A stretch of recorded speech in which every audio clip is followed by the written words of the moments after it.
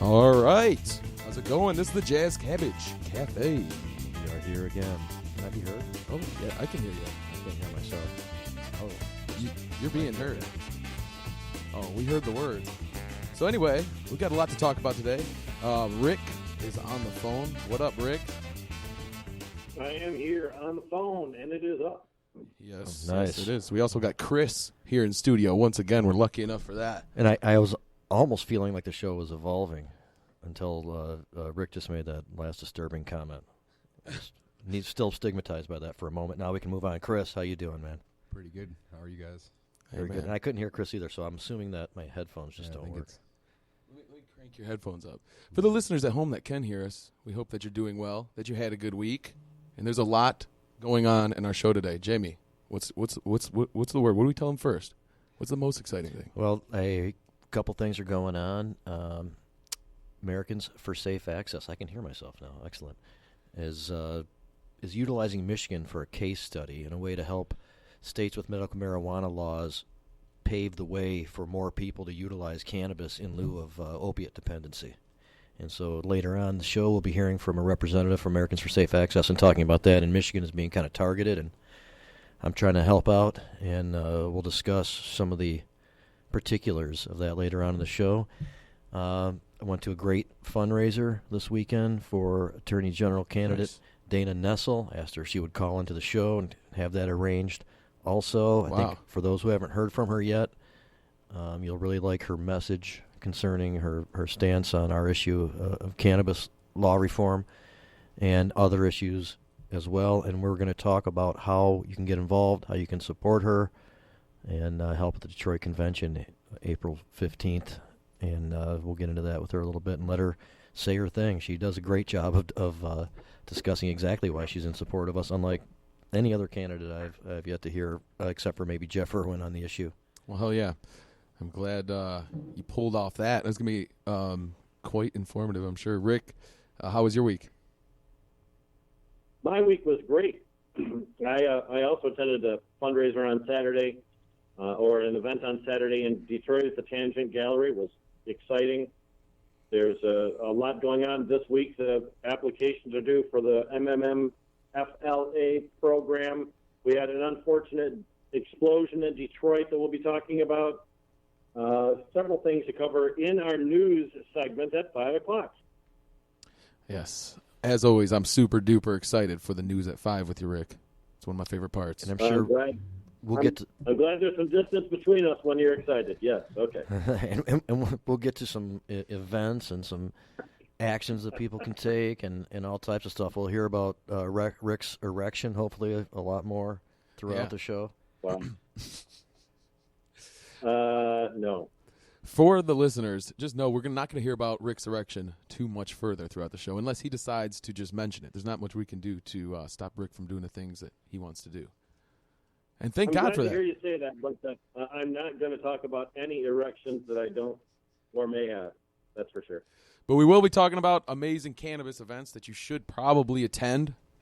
They're going to be fun. There's some funny things that happen in the news, also some very informative things that we're going to talk about on the show. But again, the most important part is the prospect of the Democratic Attorney General. Yeah, and we have some commercials and some things that are being circulated over social media right now concerning her opponent and her position as well. And we'll play some of that stuff before she comes on, hopefully, or maybe shortly thereafter, and discuss that.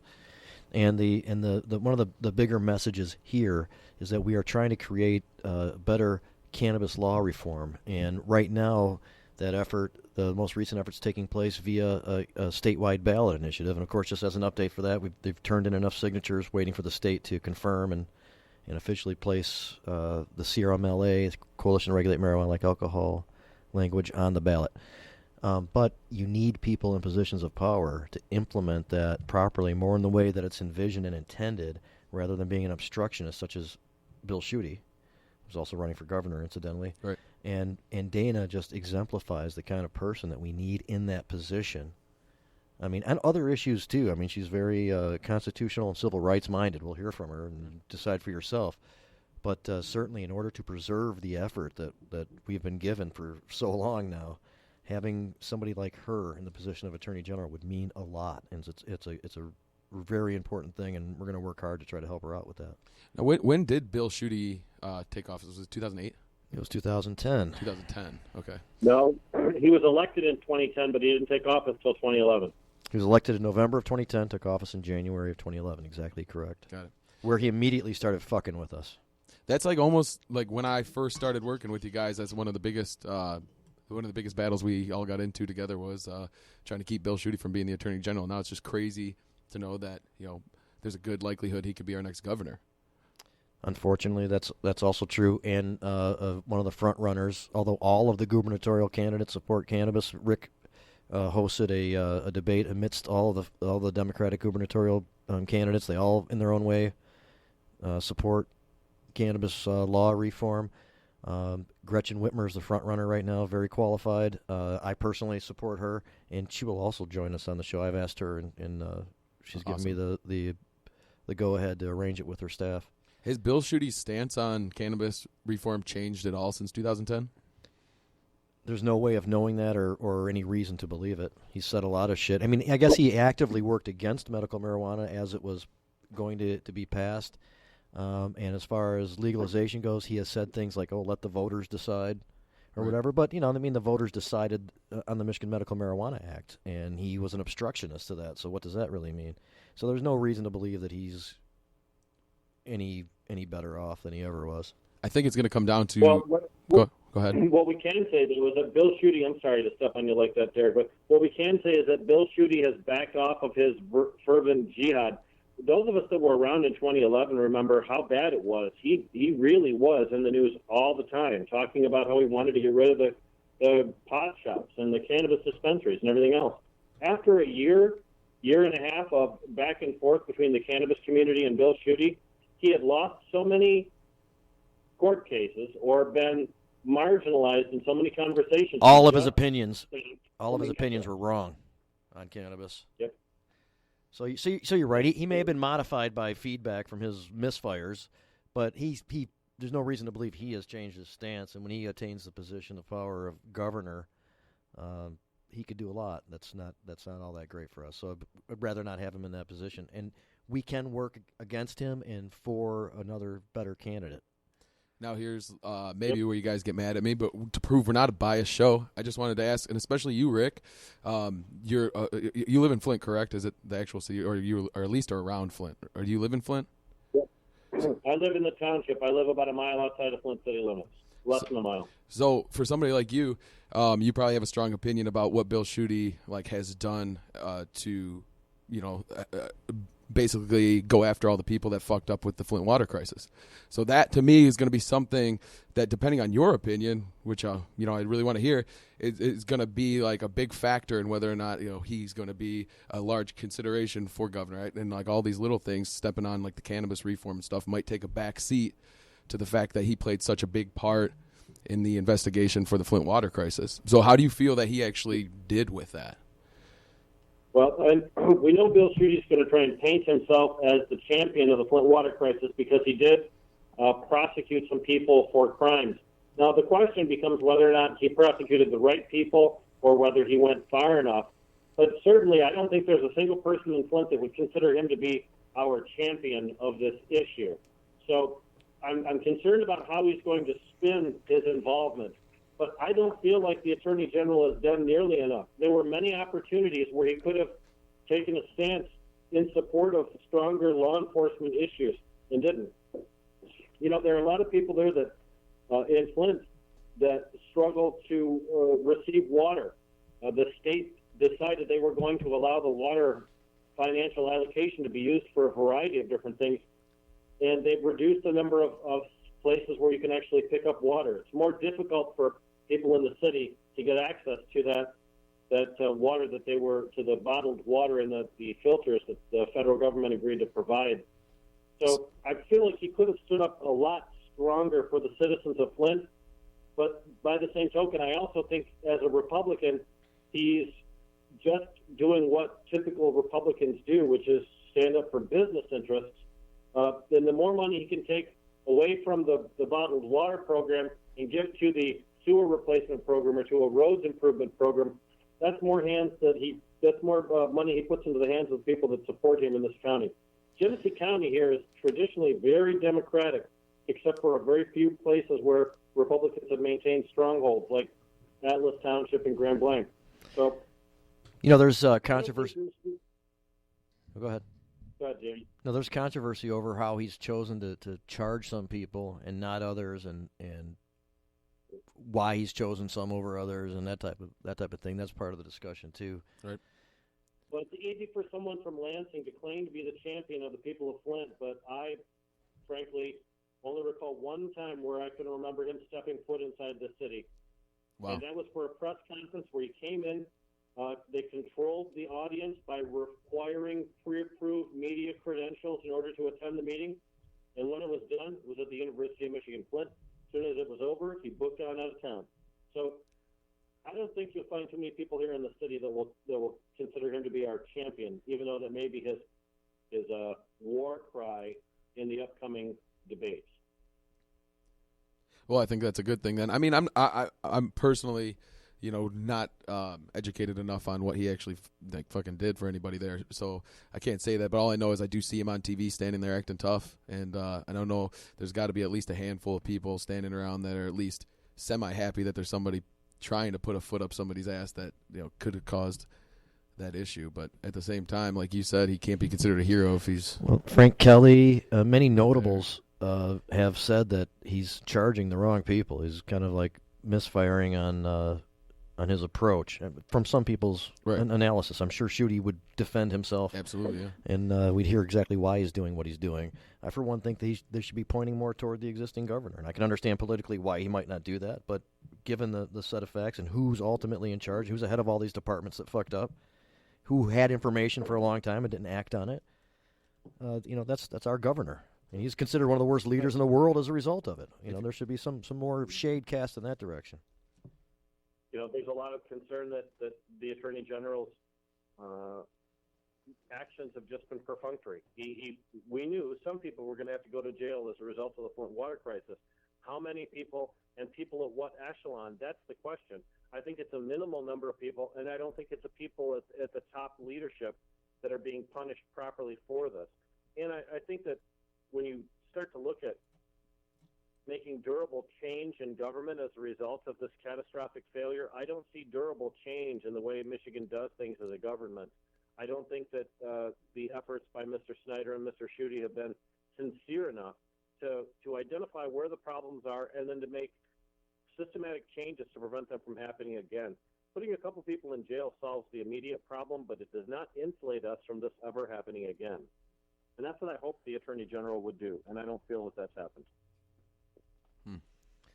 Schuette's an asshole, and he's just demonstrated how you just abuse the shit out of your position of power and benefit from it, and now he expects to be awarded with an executive position as a result. I just want to say we do offer equal time. If Schuette does want to call into the show and give us his full opinion and defend himself against some of these things that we're saying, I just want to let you know we're an equal time broadcast here. We might think you're an asshole, but please call in. Yeah, you can explain why you're not an asshole. You maybe get the whole room full of more voters. We have a whole radio show here, people that you can talk to. No, any publicity is good publicity. Bill, call in. And we like your protege, Patrick Miles, to call in, too. Yeah. So Patrick Miles is the Democratic opponent to Dana Nessel for Attorney General. Okay.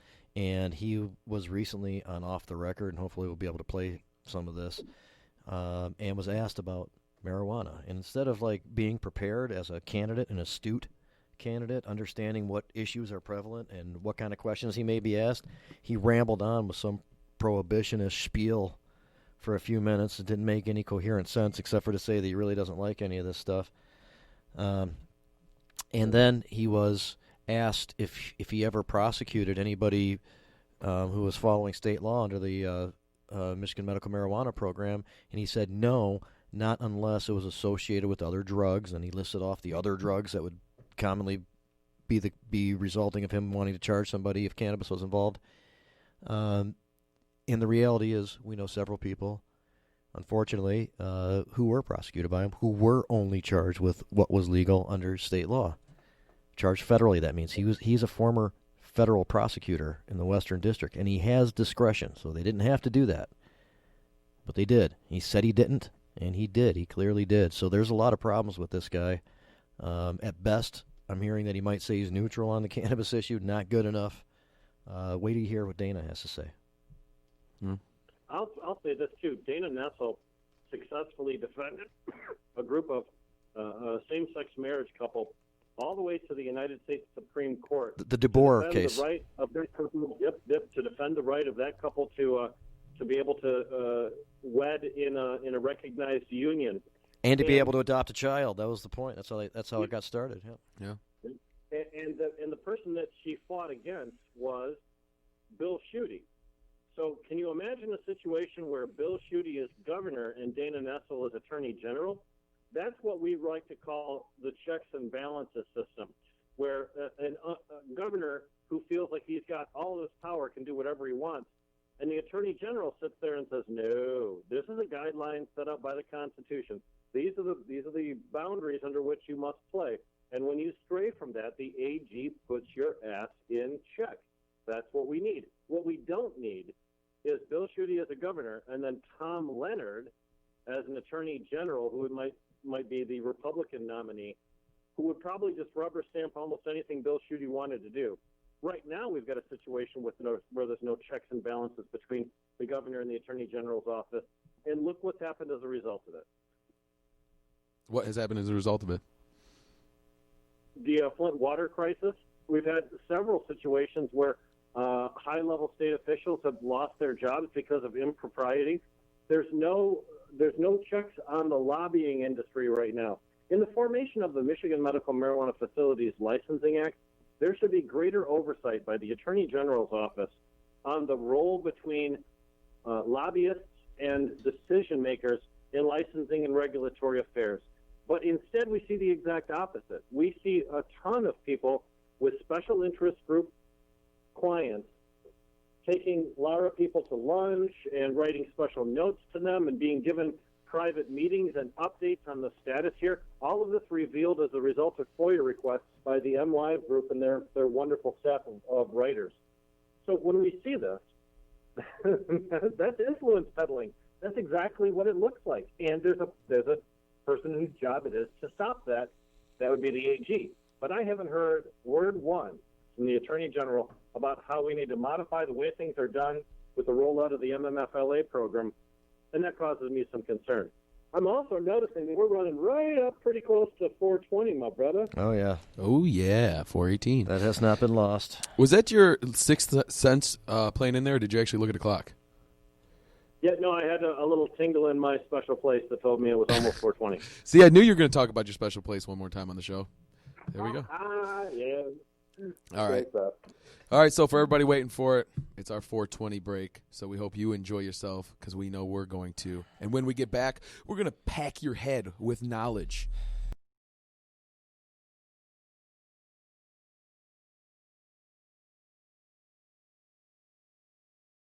All right, welcome back. We hope you enjoyed your 420. We know we did. Rick, did you? I was 420 at 419, baby. Dang, girl. It's always 420. So, yep, we are still here. We're still talking about cannabis reform. Yep, and in preparation for Dana coming on the show, hopefully, which should be pretty soon, I was going to play a video so you can hear the audio of it, and it was brought to my attention by Michael Camoran of Camoran Law, and it exposes the contradiction in what Patrick Miles says and what he has actually done. So let's listen to it in preparation for having a conversation with Dana here in a couple minutes. Cool. Give the source word. This is Okay. from off the record. Nope, it's not. It's what I no. This is off the record. He talked about his disdain for medical cannabis and his disbelief in it, and gave a bunch of prohibitionist spiel. This is more concerning his using his discretion as a federal prosecutor to prosecute those who are behaving within state law, even though he said he did not do that. Right, but what's the source of the audio that you're giving us? This was brought to my attention by Michael Camorn. You said that, but Okay. what's the source? Who created the audio you're about to hear? Dang. All right, let's just listen to it, because I have no idea. Okay. So, All right, let me get it going here. I don't need to promise or talk about the things that I'll do. I have a record. I've been a United States attorney for 5 years. And when you were a U.S. attorney, did you pursue any marijuana cases We had a policy. contrary to the state policy? We had a policy that if someone was in compliance with the state, we were not bringing that case, except if somebody was trafficking in other drugs like heroin, methamphetamine, cocaine, and then they had marijuana as well as part of their distribution business, then we would add the marijuana in the count, and we wouldn't necessarily accept the fact that they were in compliance with the Medical Marijuana Act.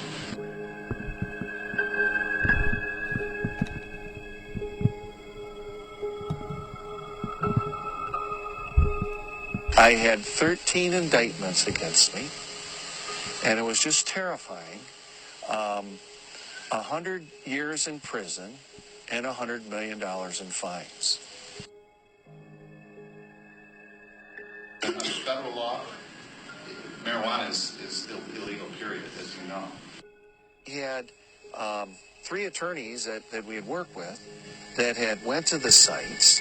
One was a federal attorney, that the sites were legal, and yet I was not allowed to use any of this evidence in federal court.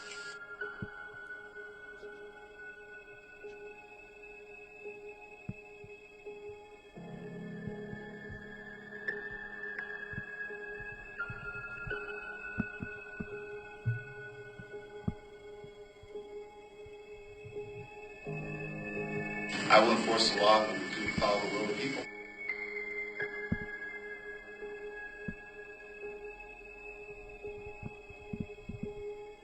All right, so some of that was a little bit strange because it was a video and there was some text on the screen at times. But you got the gist that he very clearly said he didn't do prosecutions on those who were following state law unless there was a list of other drugs involved.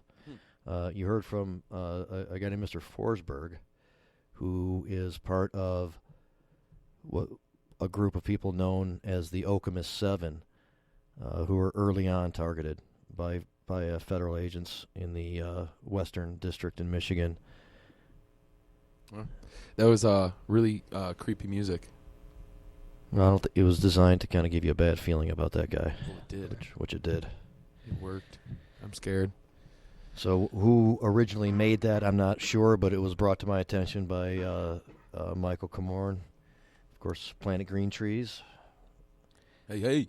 Yep. We'll get back on there a little bit, and we'll do some cross stuff with those guys. I spoke with Michael today, and he's happy that Dana's calling in, and he is a huge supporter of Dana. He's held a fundraiser for her at his offices, Camorn Law, and we'll be talking about that some more with him on his show as well. Nice. So does she actually come to those events? Does she show up when there's fundraisers? Hell yeah. She shows up. She talks to everybody about whatever they're interested in. Nice. She's very clear about how she feels on certain issues. People can discern for themselves what they think, but I think a lot of us, particularly concerning our issue, are very impressed and are going to be in support. So this last thing that you guys did, that you and Rick both spoke at, was that the Christmas thing? Was that the, what is it called? Cushmas. Cushmas, that's right. Was that Cushmas? It was Cushmas. Okay, so what's the deal? We got to hear about Cushmas. What happened? What was the coolest thing? Was there a bunch of people smoking pot? Well, hopefully Dana will be calling in here, and then we can get to that in a little bit. But you can't even talk about how the event was? No, we certainly can. I'm just saying that it was secret, top secret. A lot of listeners didn't have a chance to even know. They had it set up really nicely. It was put on by Black Sheep Productions, of course. Nice. TK, who we had on the show on Tuesday, was one of the driving forces They had lots of good music. There must have been some pretty popular acts there because there were photographers all over the place getting people's pictures and Paparazzi. making sure they were around to record things. Cool. Well, Milky, who did who had a big hit with her song "Milkshake," Milky was there strutting on the catwalk, and she sang "Milkshake" for the crowd. So that was itself pretty cool. What's Milkshake? Can you remind us? It's a song. Yeah, sing it while you're dancing around. I think people have to use their imagination because this is radio, but Yeah, sing it. here's a rare performance by I'm Rick Thompson. not going to do that. Rick I am Thompson not performing gonna do that. Milkshake. Thank you very much. All right. There's a few ways that we can push our show to the next level. I tell you them all the time. You guys just keep letting them pass. Letting them pass right by. We should be covering marching band competitions, of course. So, There was another thing Jamie and I were both at earlier, too. That was the meeting in West Bloomfield approaching the Tikkun issue, which is an interesting concept about bringing science directly to the United States, to scientists, even though our government won't sponsor some of the programs they're doing in Israel. So that was exciting. wait, say that again? I'm lost now. Sure. So Tikkun Olam is a company that produces cannabis, and that cannabis in Israel is used in scientific studies to determine the medical effect of cannabis. And now, scientists in Israel who have been doing experiments that our American scientists are not allowed to do, those Israeli scientists have information that we would desperately need. So the concept is to bring the Israeli scientists and their information here to Michigan and to other places in the U.S. where they can speak directly to healthcare providers and let them know what the current state of knowledge is about cannabis medicines, what we're studying it for, what we believe it does, what the commonly accepted belief amongst learned scholars is about the subject, not just what they may have heard when they were in med school 40 years ago. And so it was an exciting concept and exciting opportunity. what are you actually expecting? Like, do you actually know, or do you have any hint to as like what information they might actually have? Do we know that they know anything that we don't? Well, most how science works is people do research studies and then they publish them in scientific journals. So that way you can index the scientific journals and find out the state of the science. The thing is, most physicians don't do that. They don't look at all of the different articles about the new revelations and advancements because so many things are happening all the time. It would be, you'd have a very difficult time doing it. So this is something that happens all the time in the medical profession, where the guys who develop new chemotherapy treatments, they come talk to oncologists, where people that have new immunotherapy treatments, they come speak to internists. So this is the type of thing that happens all the time in regular medicine. But cannabis studies are really an irregular medicine. So it's abnormal for this type of thing to happen. And what we're trying to do is to bring cannabis science back into the realm of normality like it was prior to 1900. So that's the goal here, the charge. And since there is a wealth of knowledge from other nations that don't have the DEA and the FDA to stomp on any cannabis research, we're seeing things from Spain, we're seeing things from England as well as from Israel and other places too. So unless you bring doctors to talk to doctors, oftentimes doctors don't know what's going on. Dang. Well, so basically, if we do get like any information like this across, like how would you what would be the best display if somebody just comes here? Would it be like conventions that like we would actually sponsor, or like kind of like your workshops that you do? Well, it's a similar type of a philosophy. We see conventions of physicians typically at hotels. That way people that come from out of town can stay overnight. And there's usually a full 8 to 10 hour selection of different seminars for them to go to. Sometimes seminars are taking place simultaneously because there are several different areas of expertise you can cover. So it would be very similar to that. But when you're talking to health professionals, they have a different language. They speak a far more detailed scientific vernacular that people just would not understand or appreciate. So typically these health conferences like that are exclusively attended by physicians and nurses and the like, hospital administrators, people that really know what's going on, because they can't stop to explain what a servo motor cord, inside a neuron is, or axons or dendrites in neuronal responses, immunosuppressant chemicals. So they can't stop to explain those things. So it's a very specified, group of people that would attend. So that's what's exciting about it, is that type of a presentation of science hasn't really been done, not that I'm aware of in Michigan, to the degree where physicians who are sort of on the fence about marijuana, well, I see there's some advances, but I'm still not sure.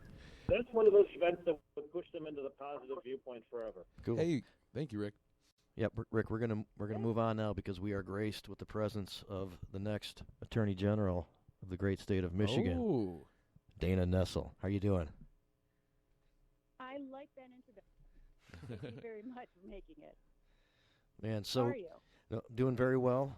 We have Rick Thompson, a couple other guys in the studio here, Derek and Chris. Yes. How are you? Great. Hi, Rick, Eric, Chris. How's it everybody going? doing? Great to have you. And I know you have kind of a lot of stuff going on, and you have to be other places there, but I wanted to get to a couple things. One is we were discussing what it is about Dana that the cannabis community should be supporting you for. Well, sure.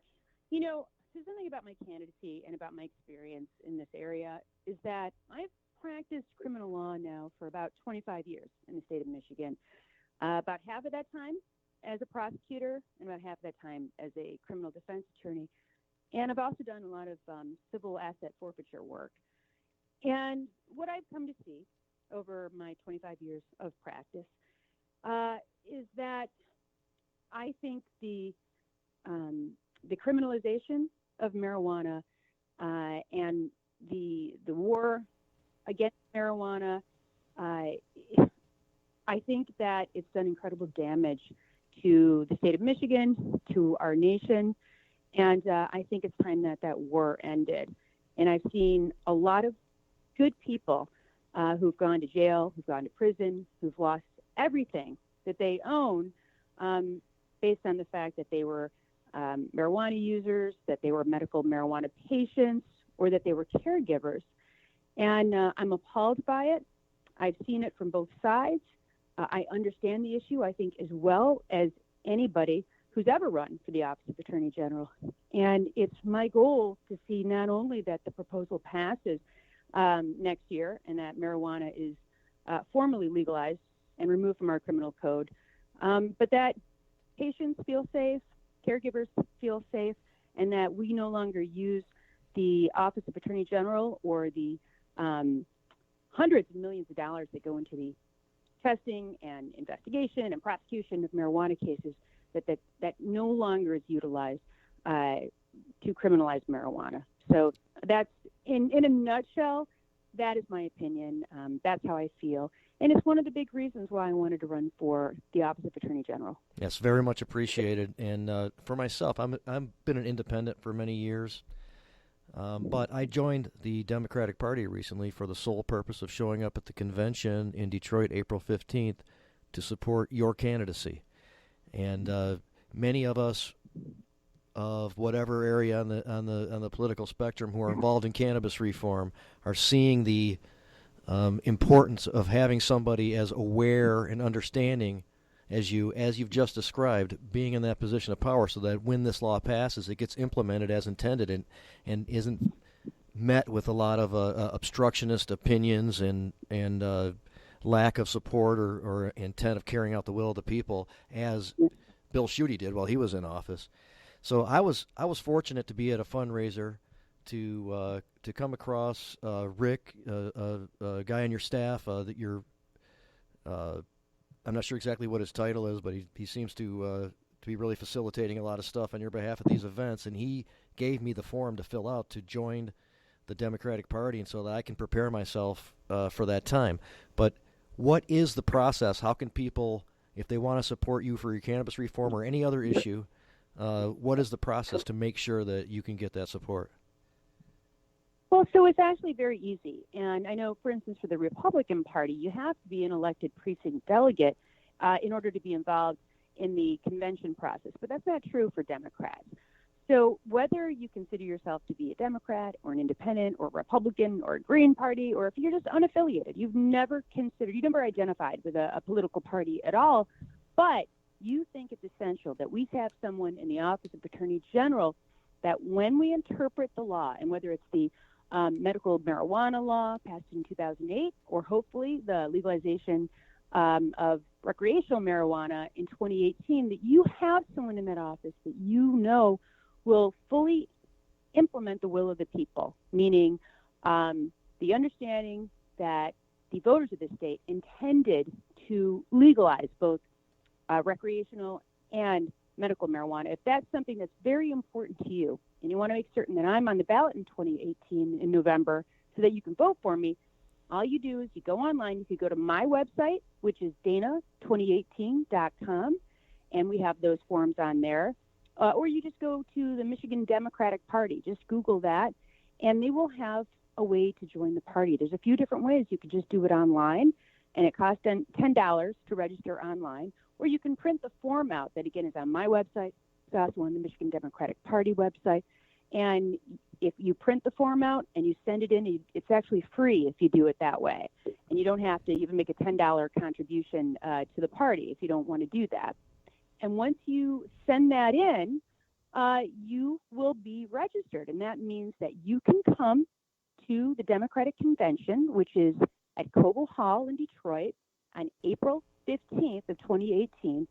And you sit with your congressional district and you vote on all the down ballot races, not just Attorney General, but Secretary of State, Michigan Supreme Court, Board of Governors, all of the down ballot races. You get to have a say who gets on the ticket. And you can vote for me there. And, you know, by coming there, and the important thing is we need people from all around the state because they go by district, they go by county, it's a proportionate vote. So I can't have people just from the Metro Detroit area. I really need people to make the trip in from the west side or up north or the thumb, all over the state. And then you get to you vote. And then, you know, if I get enough votes at the convention, then I can appear on the November 2018 ballot. Nice. And the Michigan Medical Marijuana Association is helping to arrange for transportation for people from all over the state to get there. They have a Facebook page and on their site, MichiganMedicalMarijuana.org, Michigan Medical Marijuana Association.org. And so people needing help for transportation to be there on that day can look to that to find some help. And also the other way to join would be to show up at a Dana Nessel fundraiser, donate a bunch of money, and get a sheet from Rick and fill it out. Well, yeah, absolutely. And we have those listed on my website, and I'm traveling all around the state. And I'd love if you showed up to a fundraiser, but even if you just want to hear me talk or you want to ask me questions, I'm an open book on this subject. Other candidates in the race, I think, have been a little deceptive and not really fully disclosing what their opinions are. I'm going to tell you right now, I voted yes in 2008. I'm voting yes next year in November in 2018 on the regulate marijuana like alcohol proposal, and I fully support legalization. And so I want to make certain that people know that, understand that I'm clear as day about my opinion on that. And I believe I'm the only candidate that's running for office that will be that transparent about where I stand on this issue. So we played the audio from the video that was recently released, in which the opponent for Attorney General, Patrick Miles, former federal prosecutor from Western Federal District, saying that he has not prosecuted participants acting under state law in the Michigan Medical Marijuana Program unless they are engaged with other drugs and things, but we know of situations in which that's simply not true. So we played that and discussed that a little bit. And also he was brought up in a recent column by Jack Lessenberry, and I think Rick wanted to talk to you about that a little bit. You know, Dana, this is Rick Thompson. Jack Lessenberry wrote a very nice article praising you and your the penis commercial, as we sometimes hear it called, as a brilliant political move. And typically, we've been suspect of the Democratic Party because we're all afraid that they're not going to want to put you on the ticket because there's too many women running. Obviously, Gretchen Whitmer being the presumed nominee from the Democrats for governor, and a female running for Secretary of State. But Lessenberry suggested that perhaps they would want to put Pat Miles on the ticket, not because he's a man, but because he's African American, and that the Democratic Party had an unwritten rule that meant that at least 25% of their big top state candidates be African American. What would you say to that Lessenberry analysis? Well, all I can do is run my race, and all I can do is put out there all the reasons that I think I'm qualified for this office. I have had more experience in more different disciplines, legal disciplines, than anyone to ever run for this office. And I have something a lot of people who have occupied this office seem to lack, and that's one word: empathy. Empathy for our state residents. And that's why I feel so strongly about this issue. I actually feel more strongly about it now than when I initially voted yes to legalize medical marijuana in 2008. And I've gone all around the state, and I have talked to medical marijuana patients. I have medical marijuana patients that are my friends and my family, and so many people that I know that absolutely rely on marijuana as medicine. And I am absolutely appalled. I mean, horrified that we've made it so difficult for people to access their medicine, especially at a time where we're facing the worst opioid epidemic that we've ever seen in this state or in this country. We need marijuana to be accessible to medical marijuana patients more now than ever. And so, I'm hopeful that in terms of filling these offices for the nominations, I'm hoping that people will just want the very best candidates. And I think it's very important for people to understand. And I know that your listeners and all of you there in the studio understand this probably better than anybody in the state, is that putting someone on the ticket that either opposes legalization of either recreational or medical marijuana, or who's ambiguous about it, or who people fear will continue to prosecute caregivers or patients. That's not a good move for the Democratic Party. And in a year where marijuana is going to appear on the ballot, it's a terrible move. And I think it's really going to be injurious to the party. So I'm hoping that my party will do the right thing. And the right thing is putting the very best candidates on the ticket, irrespective of their gender, or their sexual orientation, or their race, or ethnicity, or any of those other considerations. Let's just put the best people on there. And I submit that I think that I am the best person to be on the ticket for the Democratic Party. So that's what I'm hopeful for.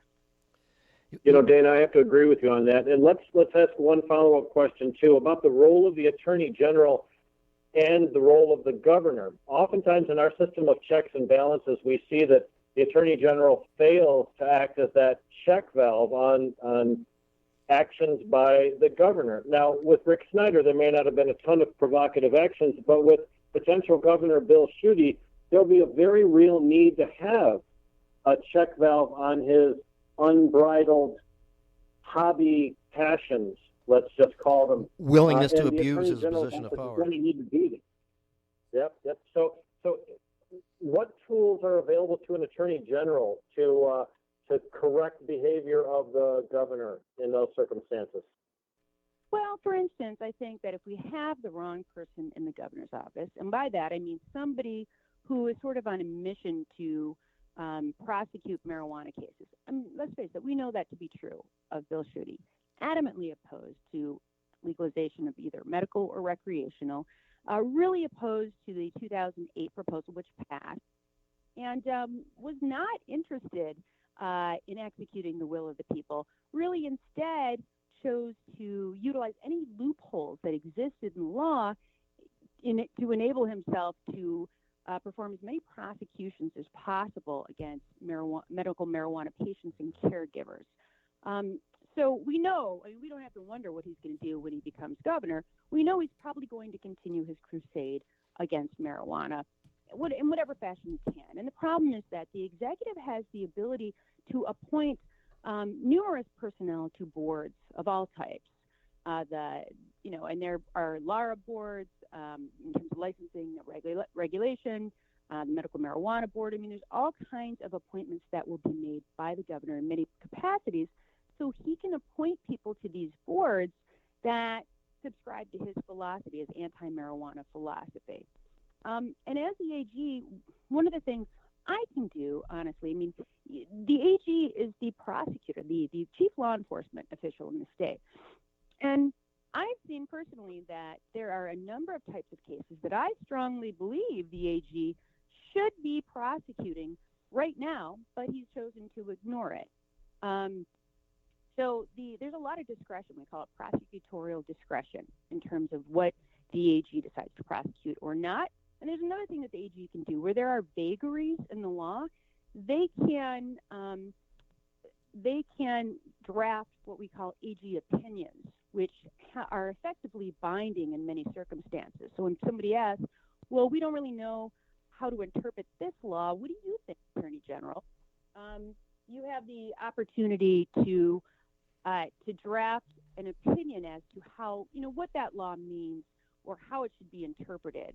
And the other thing is it's the AG actually that is involved in many of these prosecutions. So, if the AG says, if I, as the Attorney General, look at cases that are brought to me by local law enforcement and by municipalities, and I say, I don't think that the intent of the voters was to permit prosecutions of people who utilize marijuana under these circumstances, then I don't have to bring the case. You have a lot of prosecutorial discretion, and what I would do is my interpretation of the law, whenever these vagaries exist, and it's not clear exactly, what a particular subsection may have meant, of course I would err on the side of not prosecuting, because I know that is the intent of the law, right? So, the governor has the ability to do a lot of things that are very detrimental, even when you have a law that's passed that legalizes something. But it's the AG at the end of the day that has a very large role to play in terms of prosecution of those cases. So it's very important. It's as important who the AG is as who the governor is when it comes to these issues. I think we learned that via our last experience with Schuette, and he did write several of the opinions as you describe, and the courts systematically decided he was wrong, I think, on everything, ultimately. Right, and so those have to be challenged. But wouldn't it be nice if we had the authority of the Attorney General on the side of the people instead of opposing the people? That's why we are certainly encouraging people to support you and to spend some time away from their traditional political philosophy or approach, maybe join the Democratic Party for a little bit or forever if you decide to, but certainly in order to participate in the convention coming up April 15th and to make sure that you're the candidate. Now, we discussed Patrick Miles a little bit, and we know that he certainly has not been able to answer these questions as well as you, and people should look into him for themselves to see what they think. But certainly I can tell you that generally as a community, we're very impressed with your position, your ability to articulate exactly why you support this, and we're going to try to help you out as much as possible. Well, equal time, Mr. Miles can call in as well. Dana called in? Well, yeah. I mean, I appreciate it, and I think that, obviously people will understand, I hope, that if there's ever a time, if you care deeply about this issue, and for a lot of people, it is a matter of life and death. It honestly is. And so if you're ever going to be a single-issue voter, it seems like 2018 is the time for that. And so I want my party, the Democratic Party, to represent what I believe to be the interest of justice, and that is a party that decides it's time to stop prosecuting people for marijuana-related offenses. And I just am personally very hopeful that eventually we'll be able to destigmatize marijuana, both as a form of medicine or something that people use recreationally, as long as it's used responsibly. Let's move on. Let's move on to tackling the real problems in our state. Let's move on to tackling the, drugs that are actually killing people. Let's move on to utilizing that money to attack the opioid epidemic. Or there's still a crack problem in many parts of the state. I mean, there's so many other issues. I mean, my personal belief is that alcohol is responsible for so much more in the way of violent crimes, in the way of deaths on the roads. Let's utilize that money to really protect the residents of our state instead of to persecute good people. Excellent. Thank you very much. So I just want to bring up, you mentioned the opiate crisis, and later on in the show, we're going to have a representative from a national organization called Americans for Safe Access, which is solely a medical marijuana organization that's been together for about 15 years, lobbying nationally, working in many states. Mm-hmm. And they have a new campaign right now, which is to try to pave the way to make it easier for patients in medical marijuana states to utilize cannabis when they find themselves dependent on opiates. And this is some legislation, some sample legislation that they have out with a report, and they kind of would like to use Michigan as a case study. I'm actually helping them out a little bit, speaking with a representative to see about trying to introduce something to educate and bring some attention to the issue, if nothing else. And if something like that were to actually be in the works, as an Attorney General, it sounds like you would support making it easier for people who are opiate dependent to use medical cannabis. That's an understatement. Absolutely, I think that transitioning people to medical marijuana who are opioid epidemics, I mean, we've seen the studies, right? I would say you can't ignore science, but we certainly have a lot of people in elected office that have chosen to ignore science, but I would not be one of those people. And I strongly, strongly believe that that easier access to medical marijuana would be a great step in the right direction in terms of fighting back against the opioid epidemic that's raging across the state. I would absolutely support it without hesitation. Very nice. I'll actually give you some more information on this ASA campaign, so you can check that out. And then maybe we can talk about that later. We want to have you back on, of course, or as the campaign continues, and check in and still offer support. We'll keep the word out about various fundraisers and ways to help, and we'll make sure people understand the process of getting involved so they can be there for you on April 15th. Thank you very much. We really appreciate it, and hope to talk to you very soon. Yeah, thank you. Thanks, and I really want to thank all of you guys, because I think you've done such a great service to so many people in the state of Michigan who really need the kind of assistance that you guys provide and you offer. And I'm just going to speak on behalf of my family, and thank you for that. Thank you very much. We appreciate it. Thank you. Thank you. Okay. Have a great day. Okay, Thanks. bye-bye. Rick, it's possible she was not referring to you, but... Well, guys, I think she was referring to us in a collective sense, and I am part of us in the collective sense, so... If it makes you feel better, it's okay. yeah. I mean, I think this is She was texting me saying, Rick Thompson is not included in this statement. So This is I the didn't want to have best to say it. first I didn't want to say it episode on air, but, of a radio show ever. Right? What she said was really super cool. What she said, in all seriousness, and she did include Rick, was very, very cool, and it's nice to hear. My heart is warm on such a cold day. Yes. When we step outside for the next break, it won't be as blustery. So we're going to take that break right now, and I know you guys are all expecting the news from Rick at 5 p.m., and that's why we're going to make it nice and quick. We'll make this a short one. Oh, yeah. Until you hear us again.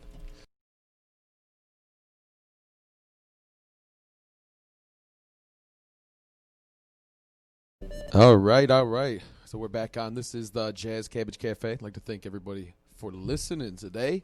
It's been quite an eventful first show, I will say that. And now Week after the week. real action's going to start. Yes, we've spoken to a candidate who we all love for Attorney General, but we have yet to have heard the news from Rick Thompson in quite a while, and that is teed up. So, Rick, you with us, brother? I certainly am. As always. Hit him with it. So it is the Cannabis News. It's December 12th, 2017. I'm Rick Thompson. Let's talk about Michigan. Michigan has a December 15th start date for accepting applications for the MMFLA program. And in advance of that date, there has been much confusion in different cities. Let's talk about a couple of them. Niles, Michigan. Now, the vote came down to a tiebreaker, but Niles is one step closer to having medical marijuana dispensaries. Ultimately, the city council approved 7 business licenses. Leaders approved those 7 applications for 2 processors, 2 dispensaries, and 3 growers.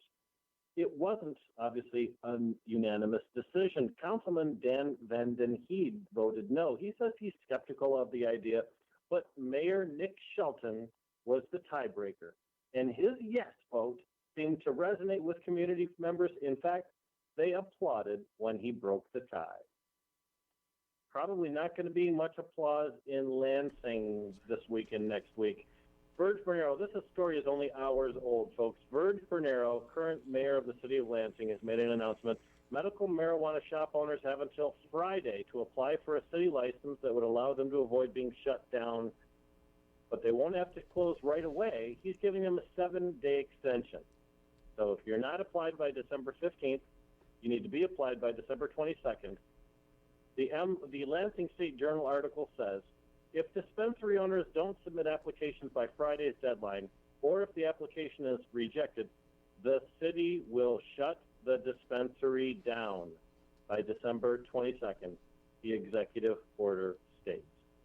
Bernero said, Lansing has led the way with a model ordinance to facilitate the growth of a new industry that promises to bring new jobs, increase property values, and safe access to medicine for medical marijuana patients. My executive order is designed to implement the new state law and the regulatory framework it requires for the temporary operation of medical marijuana facilities, and to make this transition period as smooth as possible for all stakeholders, except apparently all the people owning dispensaries that are not approved. Kalamazoo, Michigan. Kalamazoo postponed a decision on how it plans to react to new state laws governing medical marijuana facilities while it waits for the final release of the rules governing their operation. City Attorney Clyde Robinson is working on that ordinance, but it won't be ready for a vote until the first month of 2018. Now, that means Kalamazoo has not given marijuana businesses the green light. The City Commission needs to pass changes to its zoning code and its code of ordinances. Commissioners expressed relief that the state finally solidified details that were vital for municipalities to determine their ordinance rules. However, it doesn't look as if they're going to have rules prepared in time for much of the state licensing deadlines. City Attorney Robinson said, I promised that once we had the rules, we'd start in earnest, maybe making some adjustments to the draft ordinances I prepared. These are emergency rules, he said. There will probably be changes between now and next June, but at least we now have a roadmap from the state. How about all the way up in Portage? Portage, Michigan, officials are expected to decide within days whether the Portage Caregiver Center will remain in an Upper Peninsula mall and expand into a closed J.C. Penney store. That should be J.C. Poundy's. Portage Township's Board of Trustees meets on Monday, December 11th, yesterday, as it faced a December 15th deadline to opt into new state regulations for medical marijuana facilities. They have Portage Caregiver Center, opened in 2016 in the Copper Country Mall near Houghton. Houghton is in the Upper Peninsula. Ross came back before township officials in August after the local J.C. Penney outlet closed. There was a retail vacancy, and he expressed a vision to expand into that facility. He has big plans. He thinks about a 34,000 square foot store will contain 2,000 square feet as a dispensary, 24,000 square feet for cultivation, 5,000 square feet for a kitchen and extraction facility, and the rest would be a common area. He says, quote, besides the cannabis operation, we're considering opening another business inside the mall. One we would like to reopen this food stand with a new food concept not currently available in this portion of the state. Ross says he anticipates making cannabis products up to 50% more affordable to patients of the Upper Peninsula, although financial details were not available. Finally, we're going to end the news today on a not-so-happy story. Headlines from the Detroit Free Press. This also was published just today. Police claim 1 dead in an explosion at a Detroit legal pot facility.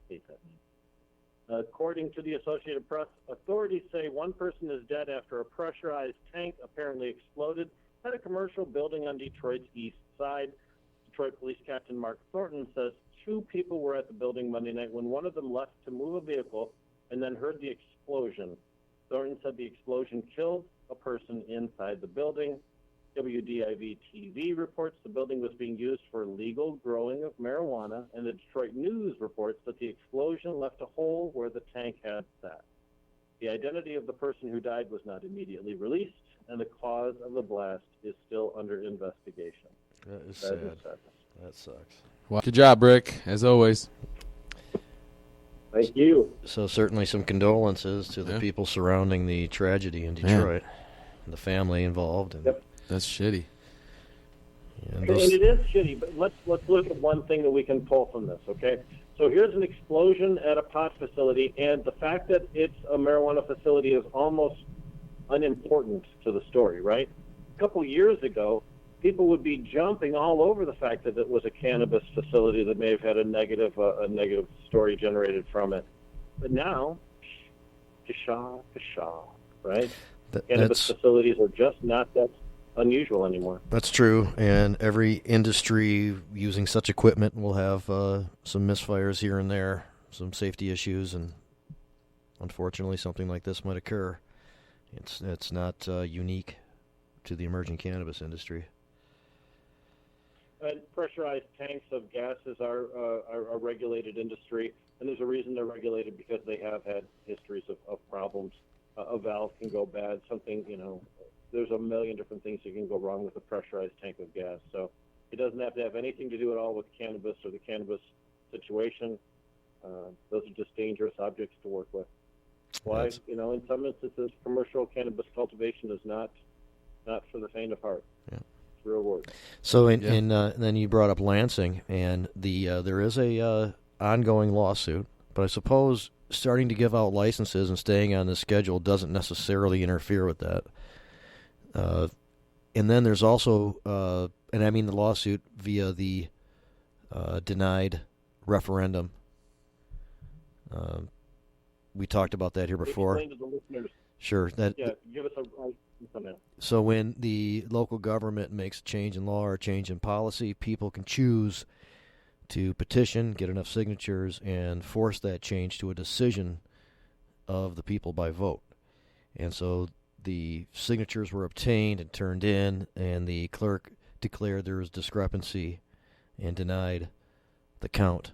And then there has been a lawsuit since filed in order to re-examine that decision and to hopefully count them under different circumstances and qualify for ballot.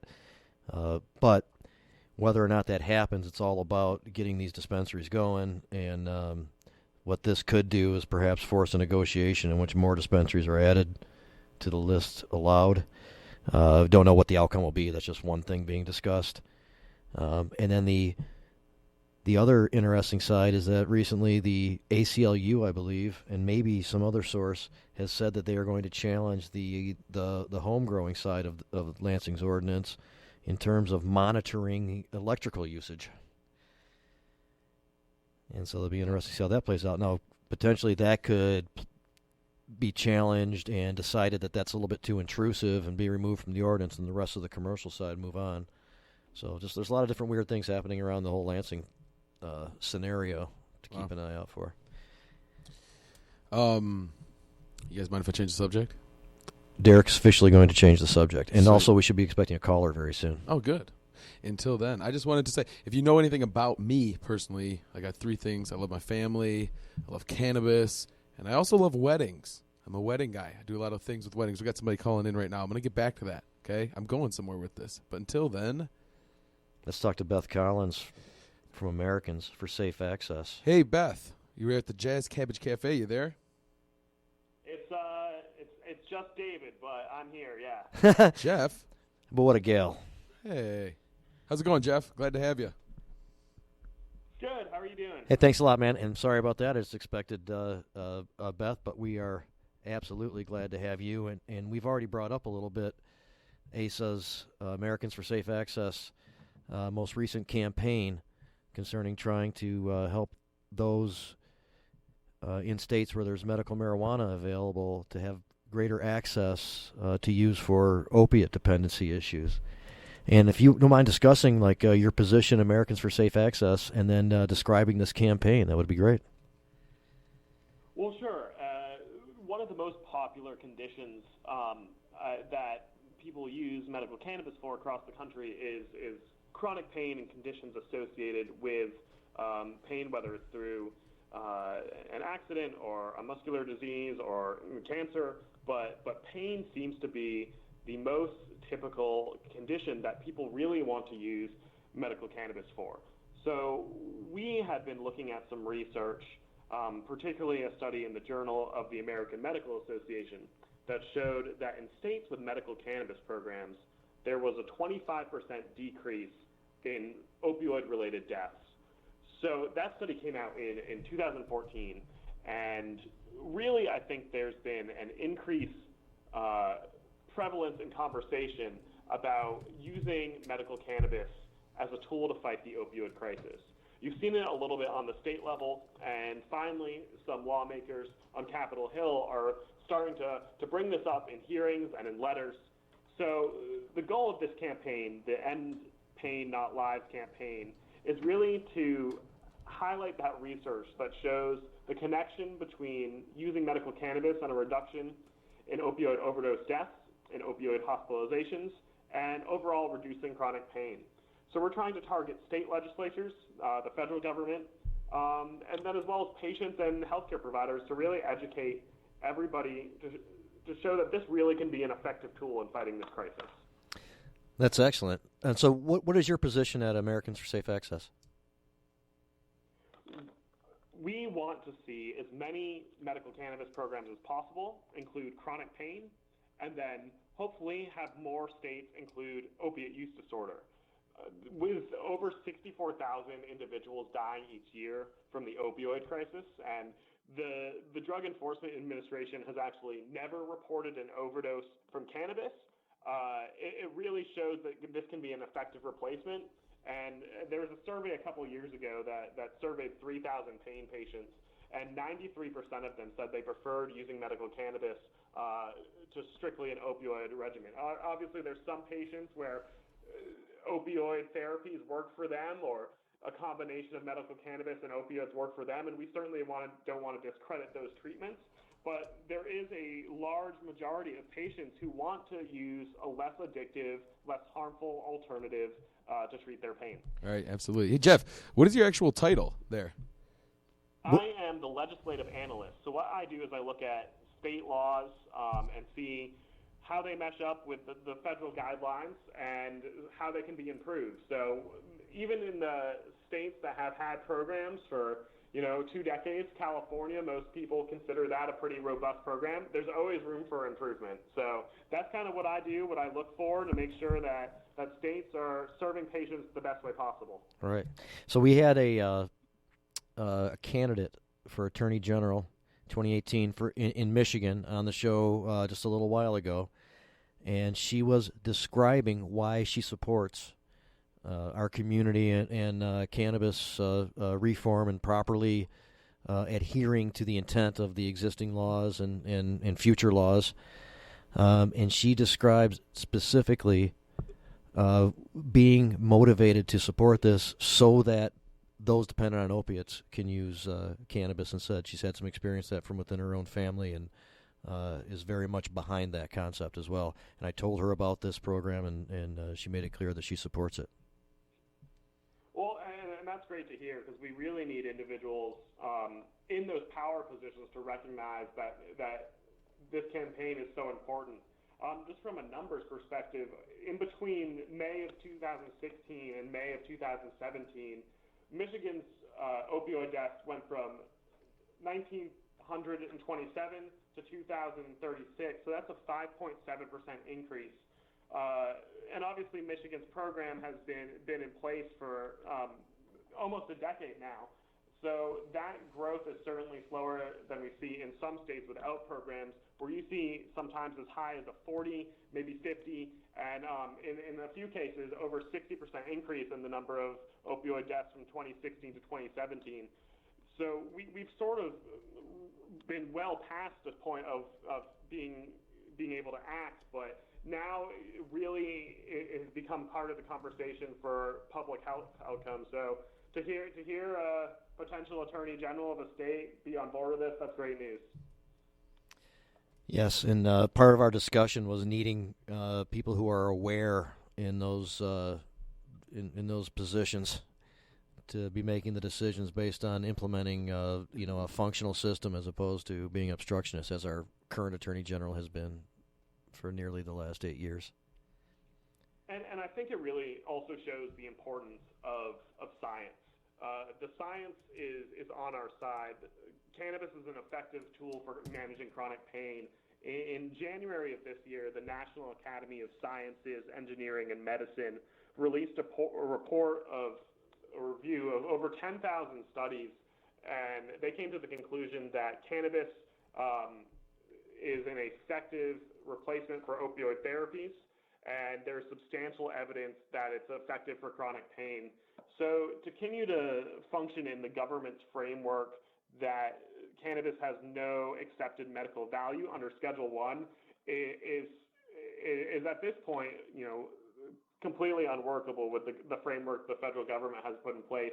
So the burden is really on the states and states like Michigan to pass programs that are patient-focused and really can help folks get the medicine they need.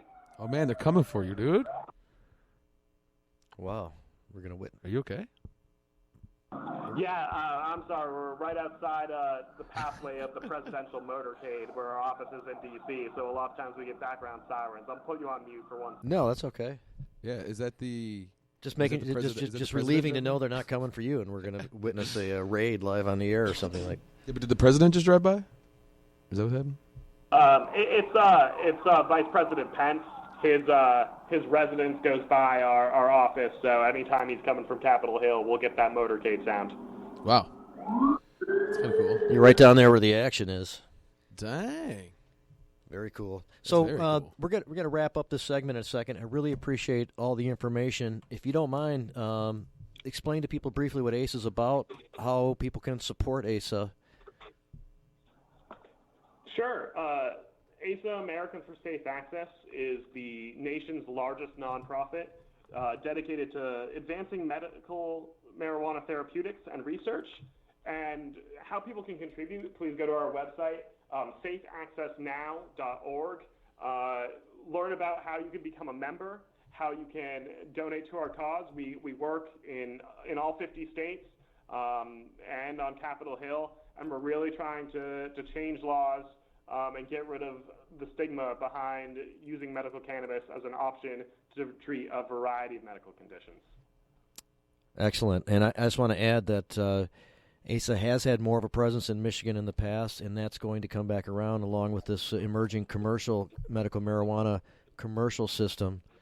The experience and longevity and information that ASA can provide becomes more and more valuable. And I will be involved in bringing a chapter back to the state, and that's being discussed and put together right now.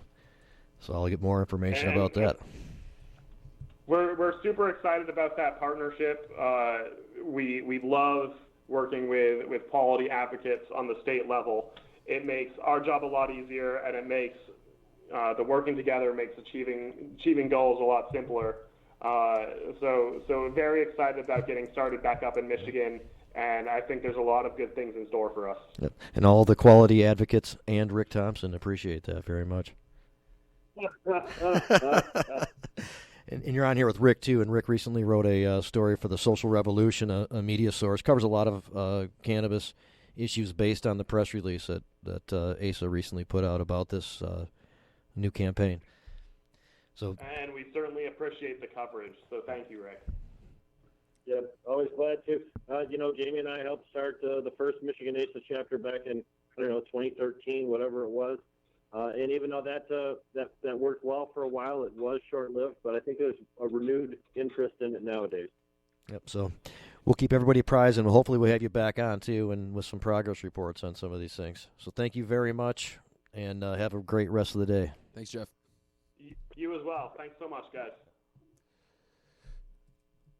So, any wrap up on that, or should we just, what do you think? Go into the next thing? I got a break coming up here, but I just wanted to really quick, just recap on everything Jeff just said. A lot of it was really interesting. One of the most interesting thing was our show just got interrupted by Pence. Yeah, very cool. And last time I was just talking to them on a conference call on the phone about the campaign. That same siren thing went by, and it was explained to me too. But the study he brought up, the national study, is one. There's been subsequent ones since then, and we've had two, if not working on a third right now in our own state that has reflected the same results. So at bare minimum, people have access to medical cannabis. They tend to try to use it over the opiates, and then if you look deeper, you find that less prescriptions are written, and there are less overdoses and deaths as a result of opiate abuse when medical cannabis is available for people. It's always good to find alternatives. We also see decrease in teenage deaths due to automobile accidents, reduced alcohol sales, reduced firearms incidents. There's a host of positive statistics that you can embrace when you're trying to advocate for marijuana law reform. A lot of information available now. So when Dr. Dave Peters was doing his dissertation in medical sociology, he did a study. We participated in it, Third Coast, myself, Kevin Spittler, who we should have on the show here pretty soon. Yeah. He's down in Toledo now, running the Toledo Hemp Center. And it reflected, his study reflected, which was sanctioned by the IRB, meaning that he collected data in a particular way and then presented it, and it was considered a legitimate study. Pointed to the fact that people use medical cannabis when they can, and it helps with the opiate issues. Ohm of Medicine works with a guy named Evan Latinas, who's a medical doctor, and he works right with Ohm. And he was involved with a study with the University of Michigan that was a little bit more in depth, and had some great results in terms of demonstrating what we're talking about here. And he's working on other stuff with them too.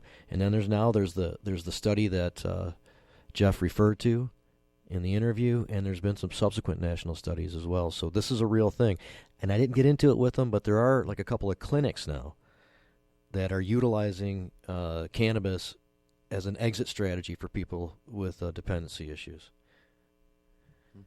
So it is a thing, and if we can get some people on board and draw some attention to it, might be able to help some people out. Yeah. And I myself utilized cannabis to get off of opiates. I had knee surgery, got prescribed things, and just kept going well past all my prescriptions being filled, and became an issue. And the cannabis helped me kind of correct that. I think, we can appreciate your full honesty there, and I think you kind of sit alongside of a lot of people here in Michigan that cannabis has also helped them in the same way. And it's nice to hear people stand up and say those things, because then it becomes more normal. So it's great. Treat yourself with cannabis. Jamie's always told me, I've known him for a long time now, when anything's wrong with anybody, he always says, you need to consume more cannabis. It usually straightens it out. Yeah. It does straighten it out. Even for personality disorder, yes. Right. Yeah, so I was talking earlier about some weird stuff about how I do love weddings, right? I know you guys hopefully were wondering where I was going with this. Yes, that was a cliffhanger. It was a cliffhanger. I own a company that does wedding photography, blah blah blah. I'm not trying to punch it in here. But what I am trying to do is say this badass website exists now, which puts couples together with cannabis-friendly vendors for their weddings. And not only is this like a cool little business thing, but it's actually promoting more like cannabis weddings that are happening. If you go to the website, it's actually loveandmaryj.com. And it's funny, as soon as you get on there, it says cannabis is the new champagne, which is exactly what we're talking about right now, you know what I mean, in terms of replacing things like opiates or alcohol, with cannabis. And it's funny because at a wedding, I go to so many, alcohol sometimes can become the theme of the night. And this is cool because it might take you away from that, add a different social perspective to the night, and be a cannabis-friendly vendor. I mean, that's badass. You guys see some of these pictures; they're amazing, and they do like a whole worldwide thing. So you're going to see a lot more cannabis weddings on your Instagram and Pinterest. And I am actually officially ordained, and I did that to marry a couple of friends a few years ago. Wow. So if anybody has a bunch of cannabis and wants me to marry them, I would be happy to. Yeah, see? participate. Maybe I can hook you up. Maybe I can hook you up with it. But this website was pretty cool. I thought I'd mention it. You know, it's very fitting. And I just love how it says cannabis is the new champagne. Yeah, so go to the website, check it out. They've only got 446 shares at this point, so that means nobody even knows about this shit yet. But as it pops off, I can see it being pretty cool. It's been kind of informally done quite a bit, I'm sure, as well. Oh, yeah. Somebody coming in and setting it all up, taking care of the theme, place where it's legal, or you can just have it, and be functional. Yeah. I mean, like, you don't really need it to be legal to do it, right? I mean, a lot of people that smoke cannabis now partook in smoking cannabis before it was even considered. Well, no, it's not medically. absolutely necessary, but certainly you can function a lot better if you don't have to worry kind of about word getting out and somebody giving a shit about it. Absolutely. I know that Reverend Steve has performed some weddings that have some cannabis themes. He's done it at Hash Bash. Oh, see, that would be cool. Hash Bash wedding. Yeah, That would be it's sweet. gone down. Or a cannabis cup wedding. I'm sure that's happened. I saw one at Rothbury, but we're not talking about that. Related, yet different. Where have you seen one, Rick?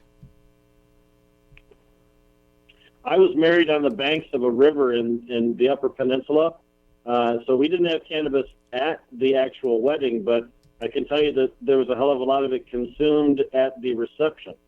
So even if it's not part of the official ceremony, I think cannabis is part of a lot of weddings in Michigan, don't you? Yeah. If I'm not mistaken, it's possible that I may have partaken on some cannabis at my own wedding, too. You think it's possible? I have to kind of like dig deep and kind of remember. Yes, and I don't think it's the cannabis affecting the memory. And I think almost every wedding I've been to at some point, I've stepped off to the side and enjoyed.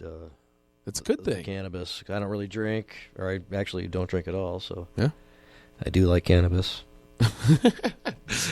That's always a good thing to say on the show. I've been on the radar long enough. I'm now coming out. I like cannabis. All right, Jamie's out of the closet. He smokes. Oh my gosh, who knew? Who knew? So there's always a couple badass events going on around town that I consistently mention, and Rick loves the puff and paint. We love the yoga. What's it called? The puff and paint's December 15th. Yeah. At 7 o'clock, I believe that good friend Andre Godwin, who spoke with Rick and I at the event that we discussed Saturday night, the Cushmas event. Ooh. And Andre is the communications director for Sons of Hemp, which is an industry association for cannabis businesses in Detroit. He, I believe, is hosting the next one. And I've been to a couple of events at his place. His Fried Egg Productions in Detroit. And he's very accommodating and helps out quite a bit in this community. So, Rick, have you been there? I've been to Puff Puff Paint event. I sure have. I have a moderately embarrassing painting in my bedroom that I did at one of those. They're so fun, and it's so easy. They give you a canvas that's already got a trace on it, so it's much easier for you to work with. So better. And they were doing that similar thing at the event we went to in Cushmas off in the corner. There was this whole art class going on. It was more like holiday themed, I think, but it was a similar thing going on. I was gonna ask you, Rick, because you're an artist. What do you think? Was it actually like quality teachings being done too, or is it more just about the cannabis social hour? What do you think?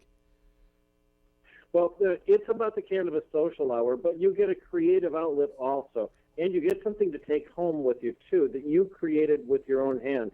And I know that that's something I think is lacking in society nowadays, the fact that we don't do things where we're actually producing a physical product we can touch and feel.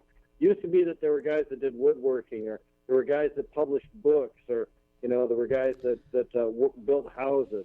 Those are things you could point to that were tangible. Nowadays, if I have a good conference, woo, after I'm done, there's nothing left. Relating that to activism, there was a time, and ASA for that matter, we didn't have a lot going on, enough to bring in some of the resources of ASA as we do now with this emerging commercial situation going on. But when we had some meetings and we had some campaigns, a lot of it was designed around writing a letter to your representative and doing something tangible like that during the course of our meetings and things, right? Yep. So that it felt as though we accomplished something and did something together as a group. And Well, that's what everybody should be doing. I mean, if you're working as a group, and you should have those weekly goals set, just like as you guys have. And I feel like that's a big reason you've been able to take so many leaps forward. And then we realized that this legislature is very corrupted and doesn't give a shit what the constituents necessarily say, and quit really promoting that.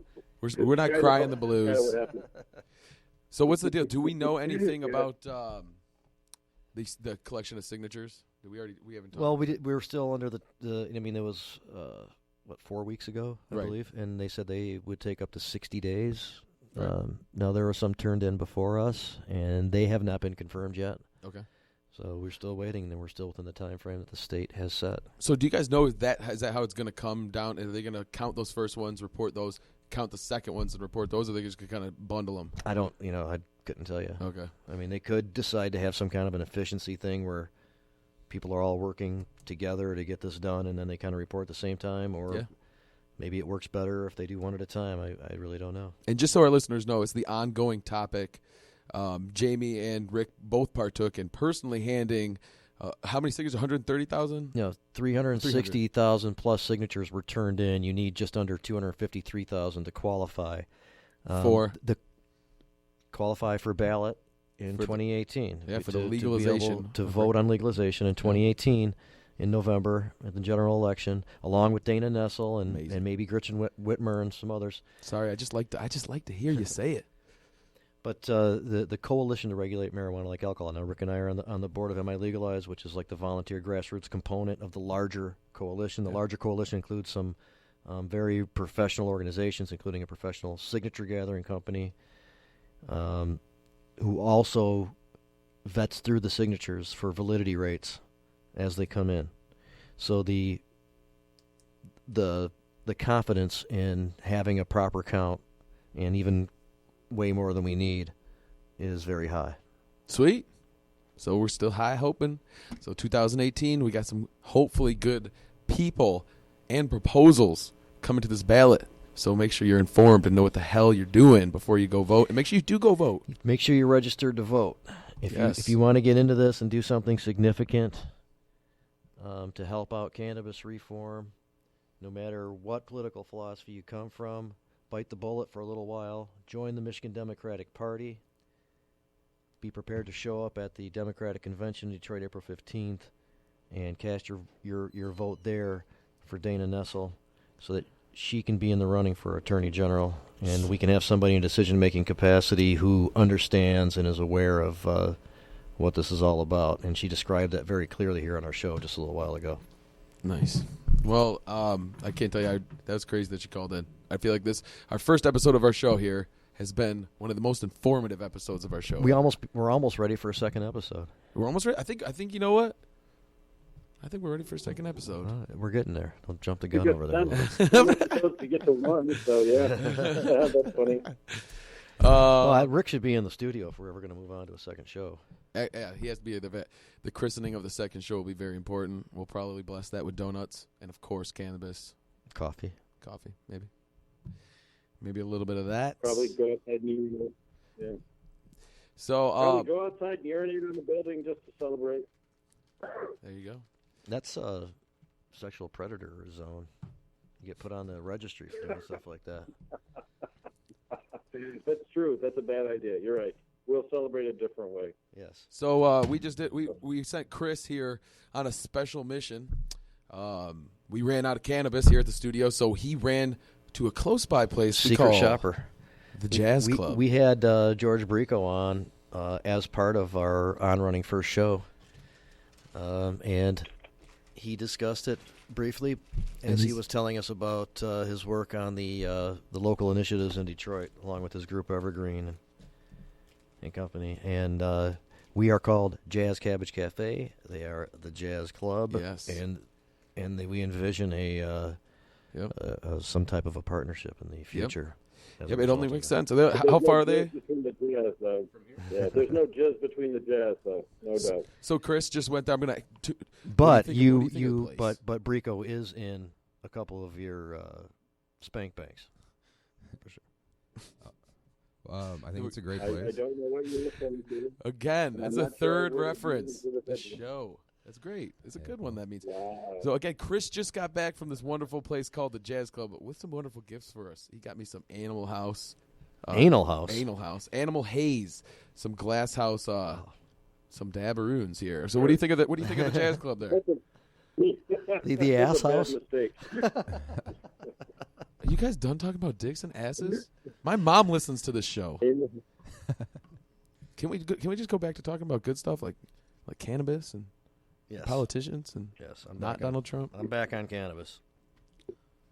Sweet. Yeah, again, I just want to, Chris, you missed this. Yes. Our show is interrupted. He's probably happy that he did at this point. Our show is interrupted by Mike Pence, right? So we had one of the legislative analysts from Americans for Safe Access, and their office is located in Washington, D.C. He said whenever Pence, I guess, goes from point A to point B, he said where they were, his house to the to the Capitol building, or I don't know. The big motorcade goes off, and they have to hear the sirens and everything like that. But he just happened to be on the phone with us when it happened. Yeah. Sounded like he was getting raided. Yes. Oh, but that's scary. Commonplace for them down there. They're right in the city. So again, what do you think of that place, the Jazz Club? What do you think of it? It is a talking to Chris. He just went there. Okay, well, you were looking at me, so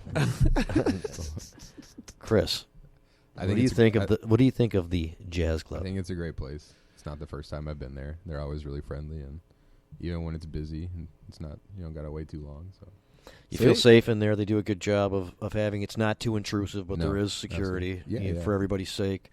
They check people in thoroughly yet efficiently. Absolutely. And then they have stations set up that are really convenient to use and people who can help you out with the products that you're looking for. Absolutely, yeah. Always well informed there. Sweet. And that's always a good thing because it's like, there's no prescriptions. There's none of that yet. So if you go to somebody that's going to give you the cannabis that is well informed, you have a much better shot at being able to manage whatever you're trying to manage. If it's your pain, if it's your nausea, PTSD, these guys can hopefully push you in the right direction for how to medicate.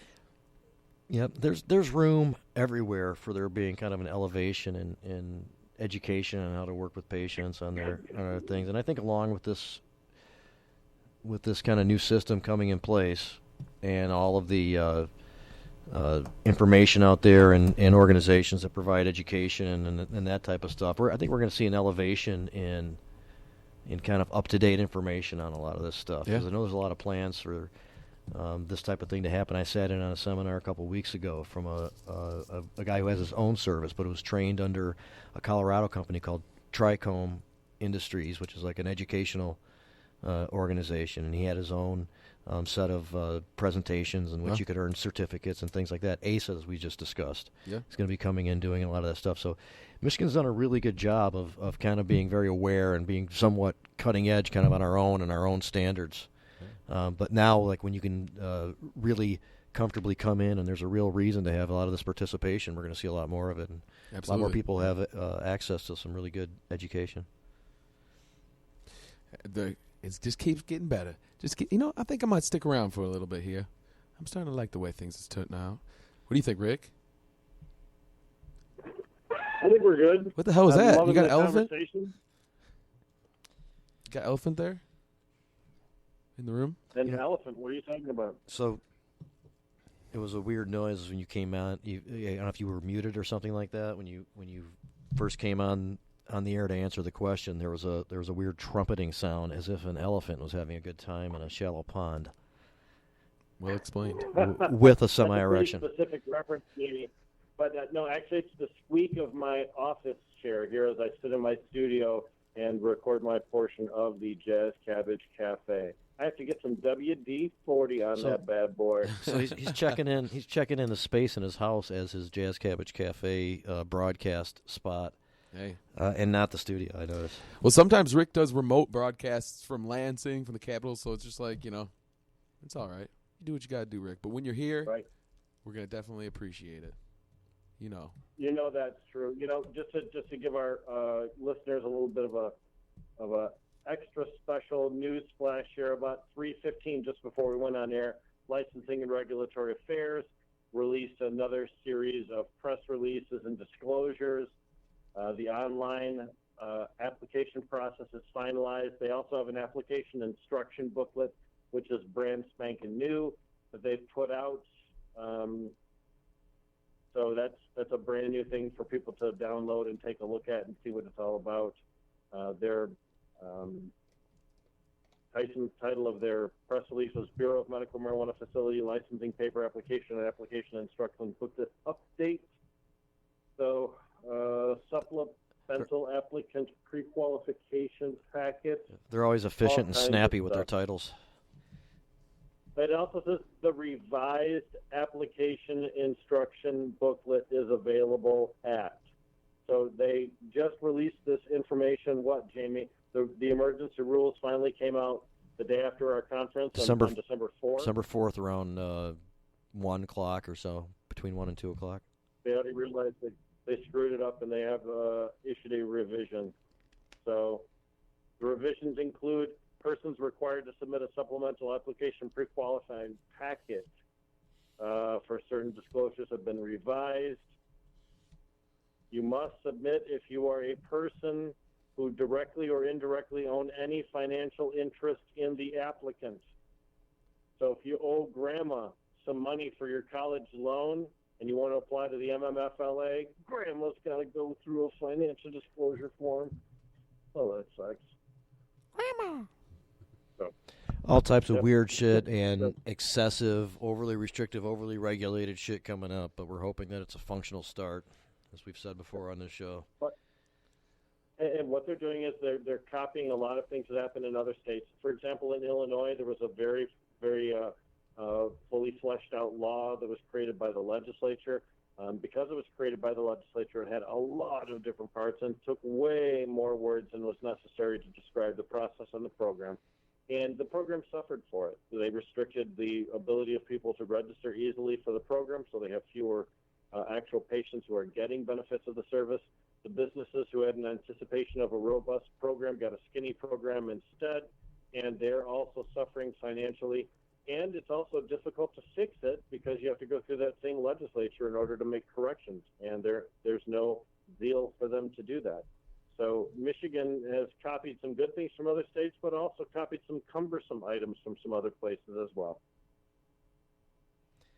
All true. And some of the lawmakers during the process of this whole thing leading up to the passage of these laws were cherry-picking the shittiest things from other states instead of the stuff that we would consider to be the better side of that. So we have some built-in just restrictive shit because somebody else has already done it. But again, hopefully this all equals some kind of a start, and we can improve this stuff as we can move forward. Yeah. I'm encouraged by what we see. First of all, I said this I was quoted in a Marijuana Business Daily news article this last week where I said that this is probably the easiest to work with group of people in charge of the medical marijuana program we've ever had in Michigan. And I know Jamie agrees with me on this. Working with Director Brisboe and Director Edgerton has been way better than their predecessors, Steve Arwood, the autism-hating guy, and the people from the Department of Community Health who always seem to intend to do the right thing, but just were lacking in the gumption, the authority, or the resources to get it done properly. So this works out well for our people. Let me qualify the autism-hating guy thing. So the former director has got final say in a system that's been set up, created by the Michigan Medical Marijuana Act, and that is to add qualifying conditions to the list. They didn't even put it into motion for a very long time, although they were mandated to get it started within a certain number of days. They had to be compelled. I know Comorn law had a lot to do with it. The cannabis 2 years they didn't hold a hearing.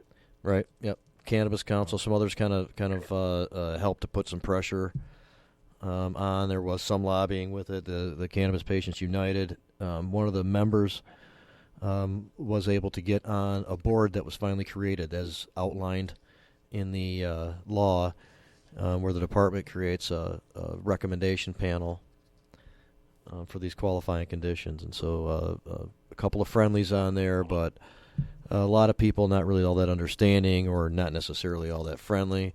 Regardless, they got together, they created some guidelines, they started accepting some of these applications, and autism was one they chose to look at. They had a really good case They had a woman who was treating her child for something else, and she noticed that it was also helping out with the autism symptoms as well. And they met, in I think most people's evaluation, the guidelines that were necessary in order to,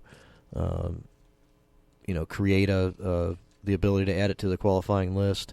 They approved it as a recommendation panel, and then the head of the department just said no, because it was his decision. Yeah. Although normally the reason you have a recommendation panel is for that the experts decide whether or not it's a good idea.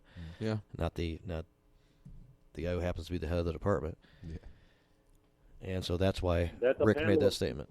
And it's a panel of mostly doctors making a decision about a medical condition, which was overridden by a bureaucrat. Right. And these doctors, aren't necessarily in favor of this stuff. I mean, these aren't like all friendlies on this panel. It was put together by the governor's office, and they still felt as though all the requirements were met in order to add the thing to the procedurally to add it to the list. That's another thing too. Well, Go ahead. Sorry. Call out heroes, though. I mean, let's say Dave Brogren's name. Dave Brogren is a guy who really helped to get that. He was a calming voice on that particular panel. Also, Dr. David Crocker. These two guys on that panel. Let's give credit where credit's due. Their names need to be mentioned as part of the success that we had. And I forgot about Dr. Crocker, actually, and I apologize for that, because, yes, he should be mentioned. He's also on the board of MI Normal, along with Rick. He also has a successful medical marijuana recommendation practice and with follow-up care. He takes it very seriously. He's very knowledgeable. I've heard him speak a few times on the issue. It's a credible source talking about, the virtues of cannabis and the very low risk of using cannabis, and he just does a great job. And I should have brought him up as well. So those two guys kind of on our side. It was a balanced panel to the degree that, was represented by, that kind of a perspective. But these other people aren't necessarily in favor, but they still, all the qualifications were met, and the head of the department. Now, inversely, the head of the department now does things like travel out to Las Vegas to a business conference for cannabis to see what's going on and to get a bigger image and a bigger scope of what's unfolding with commercial cannabis. And she's been to almost, except for the last one this last year, all of the MICBD conferences, which is the educational conferences that Rick puts on regularly, and others. She has taken feedback from those in the community. Rick's been at all those meetings offering up information, and it's reflected in the changes that they've made in the rules. I mean, we all feel, as Rick brought up, that they are trying to do their due diligence and learn about this and be functional in their obligation to get this new system implemented. And I brought that up to her after a conference, actually, in Birmingham that was put on by Howard & Howard. And her response was, well, it's a new day. And so fortunately we got that going for us. Yeah. Well, it's a new day in a couple of different venues, too. I mean, to have a person in the responsibility position of the Director of Licensing and Regulatory Affairs and have that person be a woman, Shelley Edgerton, that itself is kind of an accomplishment. We saw Steve Arwood get promoted to the position and then promoted out of the position, and he got a huge, monstrous raise, too, because the Old Boy Network rewards its warriors, right? Well, I don't believe she's part of that Old Boy Network. So we are seeing a lot of progress here, and more than just in the cannabis industry, but also perhaps in the face of government. My concern is that if we get a Bill Schuette, Tom Leonard, Governor, Attorney General elected in 2018, we go right back to the Old Boy Network days. You want to talk about more hush-hush meetings where nasty stuff is done and there's a guarantee that you can get away with it because the only guy that could say boo about it is on your backside. So I'm very concerned that there's no checks and balances, which is why we need Dana Nessel in office, because she absolutely will be that check valve on the office of the governor and also on out-of-control actions by the Michigan legislature, who have done some crazy things with laws this year. My God. And the State Department. She is the legal counsel for all the State Departments, so they kind of guide the consciousness and ask the legal questions of how to proceed, and it's much better to have her there than Schuette. Schuette is not, given the kind of direction I think that we would appreciate a lot of times. So we're going to have to wrap up. We're getting at the end of the show. I definitely wanted took to that break that you discussed. What? We never even took that break. That's a to good thing. discuss. We had so much to talk about today, and the show was packed with knowledge. Got a million things to get back But to I'm- everybody that follows us on Facebook. But I'm also slightly less high as a result. So. It's okay. It's okay. It just makes the impact, of the next one better. So I'd like to thank Jeff. I'd like to thank Dana, Rick. I'd like to thank you. You've been on the phone with us for 1 hour, 56 minutes, and 36 seconds. Holy shit. It's fucking awesome, man. Thank you. Get back in the studio, man. Jamie, what can they do this week? Well, again, and it's been pounded in during this show and at other shows at this time, but please join the Michigan Democratic Party and plan on being at the convention in Detroit April 15th. Also, make sure you are registered to vote. And you vote for Dana Nessel and for legalization in November 2018. Show us you give care. money to MI Legalize. Give money to the CRMLA, milegalize.com, regulatemi.org. And you can always call your representatives, too. Just make some calls. Tell them what you think, what you want, because maybe if you can sway them. They're all trying to get elected. So if we can make them think that we all want cannabis reform, then then maybe they'll switch their minds just to get elected. I don't know. Tell them what you think.